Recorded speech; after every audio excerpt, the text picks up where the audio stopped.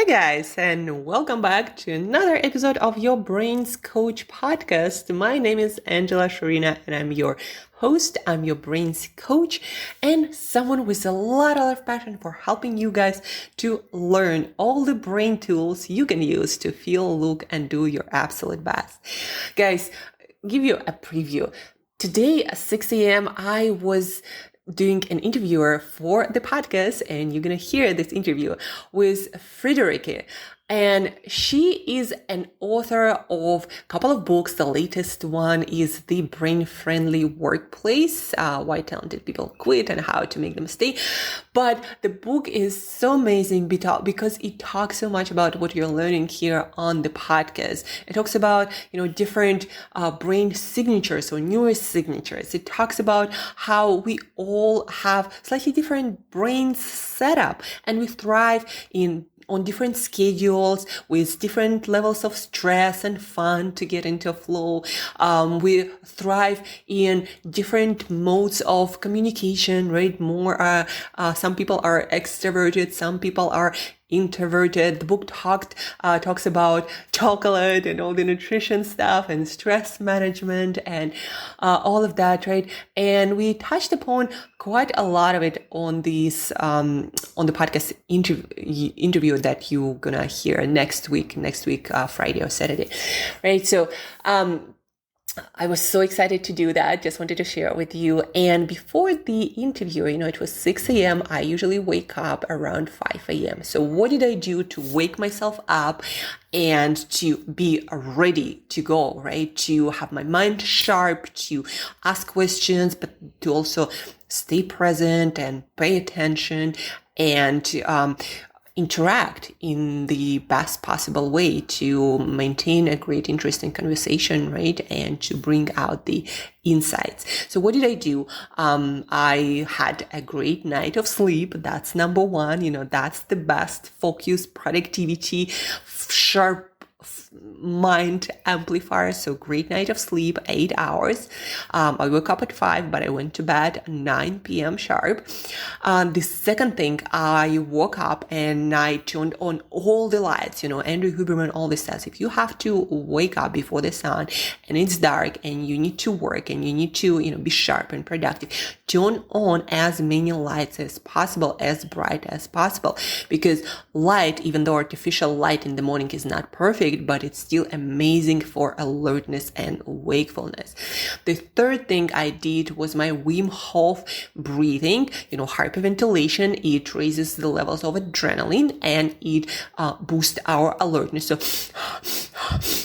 then I had cold shower, really quick cold shower, but it gave additional boost of that noradrenaline, but also dopamine that keeps us excited, focused, motivated, and fast learning.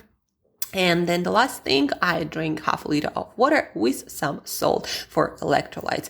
And water, hydration, electrolytes, these are so important for brain performance because our brain, guys, it's a machine, it's a biological machine, and it has requirements for optimal function, and hydration and electrolytes like sodium, potassium, other minerals, they are the brain's machine requirements for optimal function. And then we did the interview, and now I'm doing this podcast for you guys. So that's a preview of my morning before we jump into the meat of our today's podcast, right? And today you're going to learn about how to set up your environment, timing, your thinking to get the best outcomes when you need to do focused work, analytical, very precise work. Things like editing of your writing, for example, or your presentation or your talk, or the creative part, the ideation part, when you need to come up with breakthrough ideas or just ideas that are unusual, that are better, that are novel. Like, how do you set up your environment for these two different modes? Some of my artistic friends ask me, but what's the difference? I kind of do all the creative stuff. The difference is when you are in the stage of just putting together the first draft, coming up with ideas, coming up with creative solutions to a problem. That's the ideation phase where you'll benefit from insights from all over the place, like connecting as many dots in your brain as possible. Whereas when you are in the editing phase of your art, let's say, or your work, you need to analyze what you have with more data in mind, with having more critical and analytical mode turned on. Like if you're editing, for example, what's the best structure for the sentence to produce certain effect, right? If you're working on your presentation after the ideation mode, like how do you put it together so it's structured, so it's clear, so it delivers the result in the audience that I wanted to deliver, right? Or maybe you need to do some report. That's all more analytical focus that requires your conscious analysis of the data that is present, not so much of coming up with ideas and, connecting different dots and coming up with initial solutions. So kind of like creation and editing, those are two different modes that we all go through in our work. Like, so how do you set up for these different types of work? 3 simple things we're going to differentiate. It has to do with timing, it has to do with space, it has to do with the way you approach the thinking. So time of the day, because earlier in the day we tend to have more robust signature for focused work. By signature, I mean neurosignature, I mean neurochemistry, I mean neurotransmitters, brain chemicals. We have more dopamine, noradrenaline. Those put us in a state of deeper focus. We are more alert. We are more on the edge. We are more, almost a little bit more edgy and anxious, even though I wouldn't call it anxiety per se, but you are more like driven, right? You're more after it. It's all of your senses, all of your brain connections. They are all firing, your brain as at its, top performance. For most people, that is first 8 hours of waking or so. And in that mode, the main difference, I guess, that I'm trying to point at is that your critical, analytical thinking is at its best.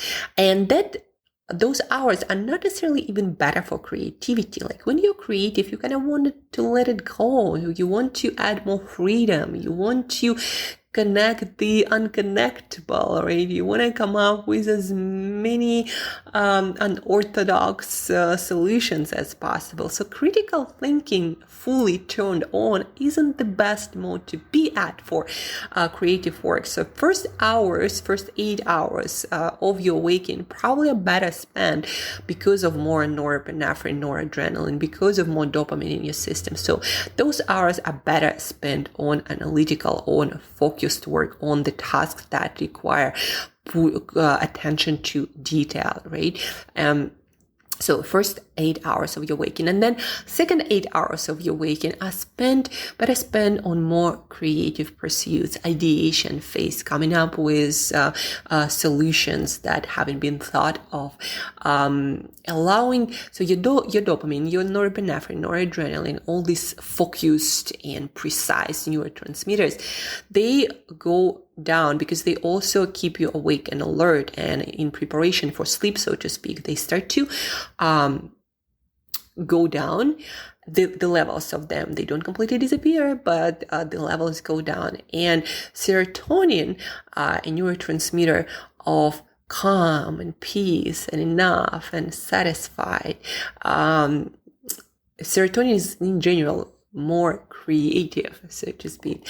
And because because in the second part of the day, dopamine and norepinephrine, they start to go down, your serotonin becomes a more prominent brain chemical. And what it means is that you are more relaxed, you are more chill. And that actually the perfect state when you're still alert and awake, but you're not that focused, not that critical, not that analytical, not that on edge, right? That's the perfect state for your creativity, for your ideation, for coming up with novel solutions where you don't analyze every single thought or idea that comes to your mind, but instead you're like, what if it works? What if we make it fun? It's actually more playful, right? So second 8 hours of your waking time, that's the better time usually for more creative pursuits.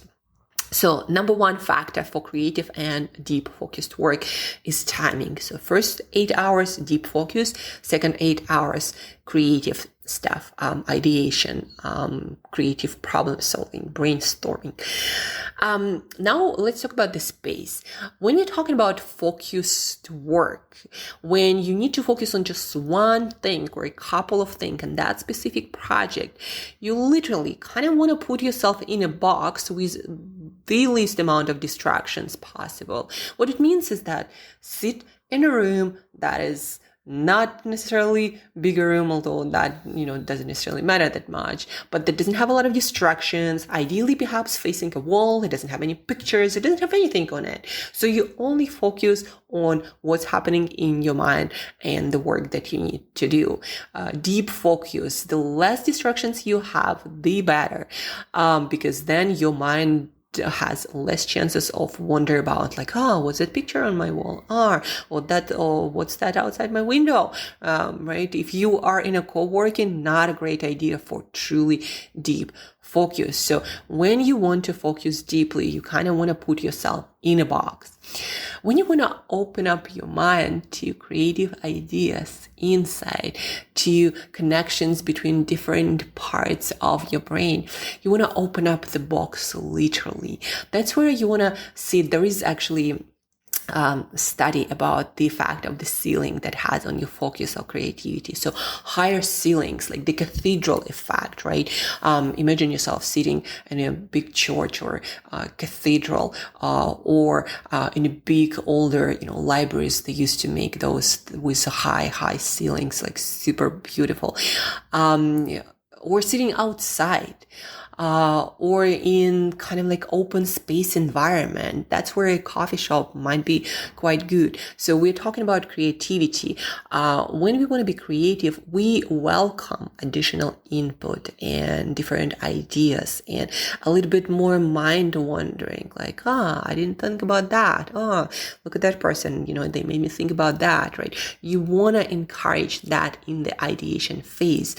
And that's why being in open space, in fluid space with a lot of perhaps textures or just stuff going around. Although, if it's too noisy and disturbing, of course, it's not great for any work, creative or focus. But you understand what I mean. Like an artist friend of mine asked me, okay, so if I understand you correctly, what I should do when I come up with initial ideas for my art or my writing, when I'm in the ideation phase, I'd probably better to go to my favorite coffee shop or co-working space, right?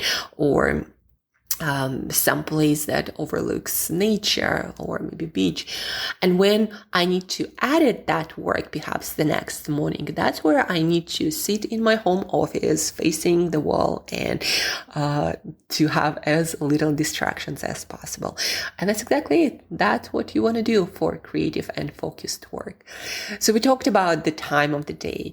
We talked about the space, for focus, put yourself in the box with no distractions. For creative work, welcome distractions, but make sure also to manage them. You don't want to be overly distracted, otherwise you get nothing done. Or if you sit in a place with a lot of construction noise, like that's not good for anything. And the third aspect of focus and creative work is about your mode of thinking and how you set up yourself for the work. Again, back to focused work. You want to eliminate mind wandering. You want to promote the focus on one thing with perhaps some triggers that will move you into the right direction, right? You want to be more analytical. You want to bring in precise data. You want to analyze it deeper. And again, it's a mode of editor. And when we're talking about creative thinking, The main difference that I'm trying to point here with the thinking when it comes to focus and creative work is that when you work on something that requires focus, like editing something, you want to sit for 2-3 hours, with breaks, obviously, to do that work, focusing, trying to eliminate, again, all the mind wandering. When you work on something creative, by the way, focused work usually thrives in the conditions of deadlines. Like when you have certain time that the work needs to get done by, that's where focus really thrives, because you increase your adrenaline with that deadline, and that actually helps for deep focus on just one thing. But when it comes to creative work, what seems to work much, much better is you pose a creative question or challenge, like I want to write an article about that, or I want to create art focusing or illuminating this idea, right?